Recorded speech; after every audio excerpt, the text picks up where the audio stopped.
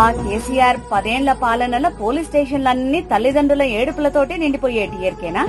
అవును, ఎన్ని మిస్సింగ్ కేసులు, ఎన్ని హత్య కేసులు, ఎన్ని మానభంగాలు, ఈవ్ టీజింగ్ కేసులు, ఒకటి కాదు కిటకిటలాడేవి స్టేషన్లు. నిజమే, ఆడోళ్ల మీద జరిగిన నేరాలు ఘోరాలపై క్రైమ్ డేటా ఒకటొచ్చింది. అందులోముందంటే 2014లో 14,000 కేసులు, 2015లో 15,000 కేసులు, 2016లో 15,000, 2017లో 18,000, 2018లో 16,000, 2019లో 18,000, 2020లో 18,000, 2021లో 21,000, 2022లో 22,000, 2023లో 19,000 కేసులు రాష్ట్రం మొత్తం మీద నమోదైనాయి. అమ్మ బాబోయ్, ఏ సంవత్సరము ఆడవాళ్ల మీద అరాచకాలు తగ్గలేదన్నమాట.